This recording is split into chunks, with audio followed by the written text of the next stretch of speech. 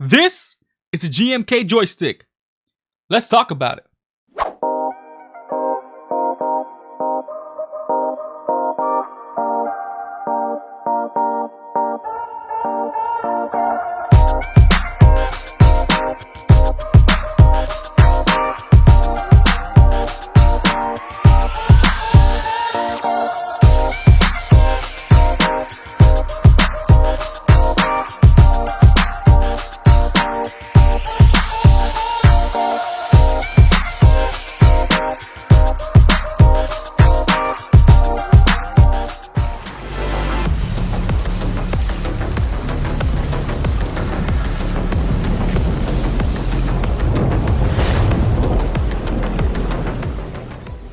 Alright guys, welcome back to the channel. My name is Migs, and as you can tell, this video is about the GMK Joystick. My thoughts, my opinions, my review on the GMK Joystick, which stands for Gaming Mods Kit. Now, if you don't know what this joystick is, it's basically a device that you can put under a keyboard. Most likely the keyboard you have right now, just slide it underneath it, plug it into the back of your computer, and you're good to go. You can have that full 360 double movement that you get with controller on your keyboard at the same time. That's really amazing. Why someone would want this device? Well, I already kind of hinted to it. It's that double movement, that 360 movement, controller movement that people are going for right now, at least in Fortnite. So people are downloading sketchy software, third-party software, and try to get that double movement, which isn't really the full effect. It's kind of like half, which this device actually gives you that full 360 controller movement and use your keybinds at the same time, which is really amazing. That's why you see people like Aussie Antics, you see people like Ken Beans, which are really good players, really good Twitch streamers, YouTubers, switching over to this device, putting it on their keyboard and actually getting better at the game. Ken Beans made a video about what he's gonna do when he first gets it. This is something that's being pretty sought after. It's on back order right now. It's on pre-orders right now. It's basically sold out. Every time I look at the page, it's sold out. So it's something people are going after, people want, because it's actually something that can really help them out in the game. Now, you don't have to just use this in Fortnite. You can definitely use this in other games like Call of Duty and so forth. But right now, I'm just gonna focus on Fortnite. So first things first, let's talk about the pricing of this small little joystick. So price of this is about $49.99 at the time of making this video, not including shipping and handling. Now, that price goes up the more you customize it. So I obviously did quite a bit of customization on this. So if you customize it kind of like mine, I think I paid about $70. So it can go up to 70, maybe $80. 70, maybe $80 depending on where you live. So what do you get with it? What comes in the mail when you purchase your joystick? Well, what I got in the mail was just a box, and inside that box was some brown paper, and inside that brown wrapping paper was the joystick with a micro USB cord.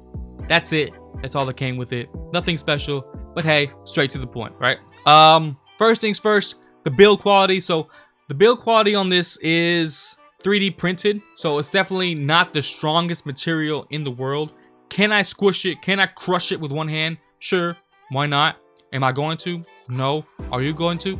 I hope not. But it's at the same time, it doesn't feel delicate. It doesn't feel like, you know, I'm holding a piece of glass. I think it feels about as strong as it looks, if that makes sense.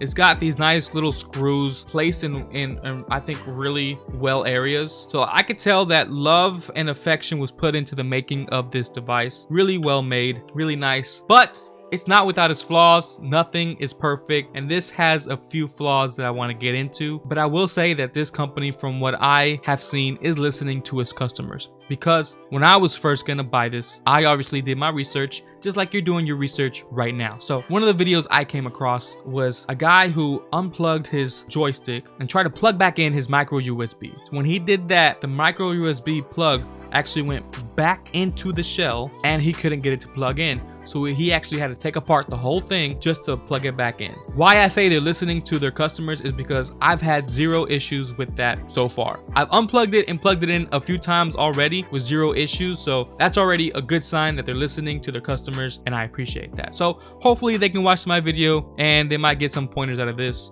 or just take some of my ideas and just make it even better. One of the small gripes I have about this device is the bottom part, the feet that are supposed to keep it from moving around, right? So this device, you're supposed to slide it underneath your keyboard. That being said, once you slide it in, I don't think it should move anymore once you have it where you want it. Unfortunately, I think this slides more than it should. I don't know if it's because of the round rubber feet. I don't even know if the rubber or if it's 3D printed material, but the feet down here are not as grippy as I want them to be. I think maybe if they were square, it would be more grippy, or if the material was more rubbery or just a different material to stop it from moving around, because again, it is moving around while I'm playing the game. And the other thing is I don't just use my desk, my setup for gaming. I use it for other things. I use it for, you know, typing, for editing. So I'll grab my keyboard with my joystick attached and I'll push it 5, maybe 6 inches away. Not that far, but I'll move it ahead to bring in whatever paper, to bring in my other keyboard, to bring in whatever. That movement, sliding it forward with my keyboard and then sliding it back a few inches back, it's already messed up where I had it. I took so long to find that sweet spot with the joystick and the keyboard, and for me, just for moving it a few inches, losing everything I had and having to readjust and doing everything all over again, it's kind of a hassle. It's a little bit of annoying. So I think with better grip on the bottom will help out. The other gripe I have with this is the back part of this joystick. The joystick, the back part is really slick. It's really obviously 3D printed. It doesn't have any other material, doesn't have really anything else there. It's just kind of, you know, the back part. That back part, and then the keyboard is also, I don't know about your keyboard, but mine is also pretty slick as well. So you have two slick devices that are being put together with no grip at all. So that's gonna really contribute to the sliding around as well. So maybe if they put some rubber back here, something that can stop it from moving around, I think that'll really be helpful as well. But once I find where I want it, it should just stay and not move around. So I think they changed the bottom of this to make it more grippy, and they add some grippy material to the back of it. Really helped out this in the long run. Maybe they can come up with something better. I'm pretty sure they can. They're way smarter than I am, but you know, these are just my ideas. Hopefully they can, you know, figure something out. Maybe you can clip it onto your keyboard and that way, you know, it'll stay and you don't have to move anything. I don't know. These are just my thoughts, my opinions, but let's plug it in and let's see what it does. So after you plug it in, you're gonna have to go into Fortnite settings if you're using it for Fortnite. You're gonna have to go into your settings, go to your mouse and keyboard settings, go down to where it says ignore gamepad input. Now, once you found ignore gamepad input, you're gonna have to turn that off. You might already have it off, I don't know, but make sure that's off. And then right underneath that, it's gonna say lock input method as mouse. Make sure you have that on. That way, the device and the mouse and the keyboard are not all fighting each other and everything's in sync. That's all you really have to do to make this work on Fortnite. Actually, once you're in your settings right now, this is a quick pro tip. This little keybind here, that is really set for a controller keybind. So that's your X, your A, which is basically your jump. So out of the box, it's gonna be your jump button. So when you go into your controller settings, change that to whatever you want it to be. Whether it be, you know, jump, reload, whatever you want it to be, change that there like that. I have mine as replay last emote. So as soon as I kill somebody, I can just tap that with my thumb real quick and laugh and be really toxic. But that's just me. Right now in chapter 3, the meta is spray and pray. Use the MK7 and just shoot people from afar and get those long range kills. So this is a huge benefit because while you're using this device, you can run and hold your builds at the same time and have coverage the whole time you're running. Versus just being on mouse and keyboard, running, jumping, look to your left, build. Running, jump, look to your left, build, and doing it that way versus continually running to where you need to go away from the storm or whatever and building.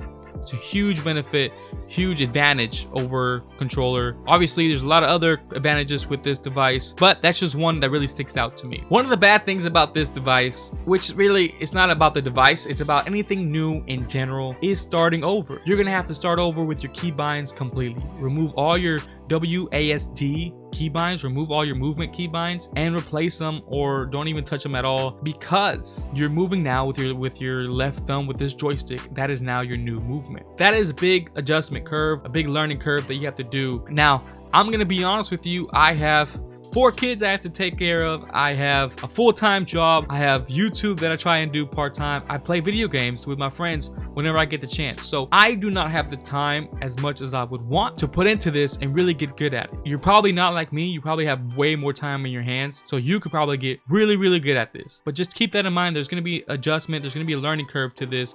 And you're probably not going to get this right away. But if you manage to get this down, you're going to absolutely love it. You're going to feel the new movement. When I was playing with it, when I was using it, I felt I had more control over my avatar, over my character than I did with my keyboard, which was really great. I was able to do better side jumps. I was able to kind of strafe a little better left and right with the joystick, and I felt like I was able to even stay on target better when I was using the joystick versus using a keyboard. So this definitely has its advantages. It's definitely something that if you have more time than I do, I suggest you take a look at it. Would I recommend this? Sure, I would definitely recommend this device. Just keep in mind that it's got its minor flaws, it's got its minor issues. It's still a really great device. The more feedback it gets and the more people take a look at it, give opinions on it, the better. That way they can really fine tune it and really make its adjustments to make it that much better, which is great for the whole community in general. If devices like this keep coming up where you have joystick and your keyboard combined, I cannot see a future where keyboard makers are not going to start putting joysticks on their keyboards out of the factory. If things like this keep going on, I'm sure in the future, Razer and other products are going to have full keyboards with joysticks just coming out of the side, probably next to the spacebar or something like that. I know right now they have something similar, but not exactly this joystick and keyboard type combination, right? But that's it, guys. That's it for my review. I hope you enjoyed it. If this gave you any helpful information at all, please feel free to leave me a like and subscribe if you're new, so you can keep getting great information just like this. But don't leave me a like and subscribe if you actually like what you're watching. Thank you guys so much. I really appreciate you sticking around this long, and I'll catch you in the next one. I'm out.